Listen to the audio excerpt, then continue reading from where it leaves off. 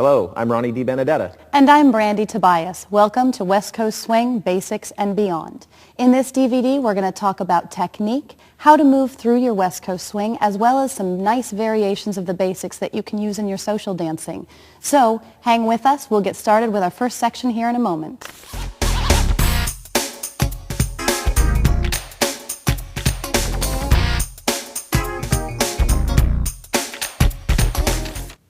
Welcome back. Here we're going to start with some technical drills to really get you moving on your West Coast swing. The great thing about West Coast swing is there's basically only two elements. There's walks and there's triple steps, and those make up all of your basic patterns. So what I'm going to show you today is how to practice the elements within the basics on their own, so when you add them to your basics, you're ready to go. First thing we're going to talk about is the use of your feet and legs in your walks. When you're walking forward, and by the way, this is for both ladies and gentlemen, the technique is the same for both partners, both the lead and the follow. Starting with walks, as we use our feet, we want to roll the foot both off of and onto the floor. So a mental picture that I like to give my students is I say, imagine that I Velcroed your shoe to the floor. As you went to take a step, the first thing you would have to do is bend the knee to start peeling the foot up off of the floor from the heel.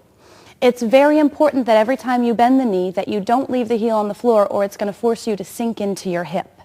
So you're going to bend that knee, peeling that heel up. The knee bends straight forward. What happens to a lot of people is they practice their knee action. They tend to lift their knees up. It creates a bit of a prancing type movement, and you want to avoid that. So if you watch as I bend my knee, it bends straight forward, maintaining the same line in the room, as opposed to pulling up. So we're going to practice a forward walk. I'm going to bend my knee straight forward, peeling the foot up from the floor from the heel. My body weight is shifting forward, so by the time I release the foot, I'm in motion and I push out of that back foot onto two straight legs. From here, I'm going to bend that back knee, pull it straight through, extend to a straight leg, and push out of the back foot. You will frequently hear people talk about whether you should step forward on a heel versus a toe. I always like to step forward on a toe because I want to see full extension of the ankle as you take a step. However, if you choose to slip to a heel at the last moment by releasing the toe, that is not considered incorrect. But I'd like for you to practice landing on the toe to work on the articulation of that ankle. So I'm going to do these walks coming straight forward. You're going to notice that I bend the knee, I release the foot from the floor, I extend the leg and push over two straight legs. My walks are done on whole beats of music, for example, your 1, 2 of every basic pattern. So ladies, this would be your 1. Knee bends, weight shifts, I extend and push onto two straight legs. We're going to talk about weight transfers in West Coast swing. There's a term that we use in dancing called rate of weight transfer.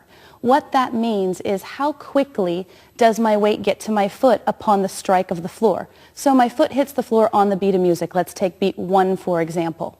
In some styles of dance, your weight arrives right when your foot hits the floor. However, in West Coast swing, our rate of weight transfer is a little bit slower.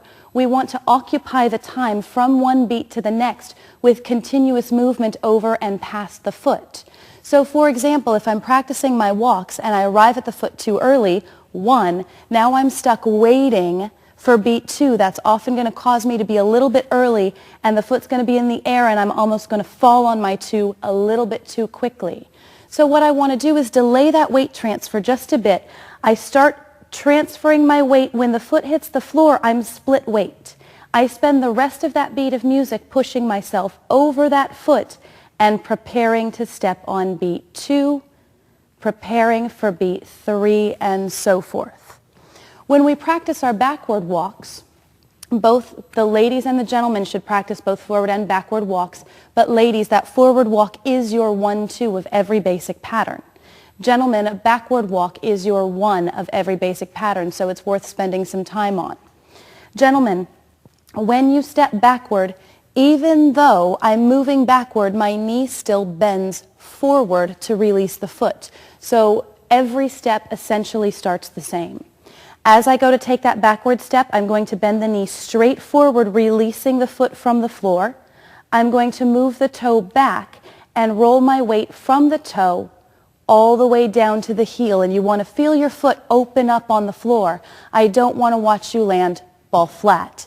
You're going to end up a little bit heavy on that heel. It's going to cause you to pull your lady over just a bit, as well as being off balance yourself. So I bend the knee forward to move the toe back, roll down to the heel. Once I'm ready to take my 2, I'm going to bend that knee forward to release the foot, move the toe, roll down all the way to the heel, landing on a bent knee, rolling to 2 straight legs. The number one mistake people make is they don't let their whole beat last long enough, so it causes the appearance of being ahead of the movement. An example of this, gentlemen, is if I place my 1, and as I'm rolling onto my 1, I pop that right knee, it's going to cause me to be a little bit ahead of the beat. So I want to roll all the way to 2 straight legs before I release that right knee for my second step. So those are what I want you working on. Those drills are for your forward and your back.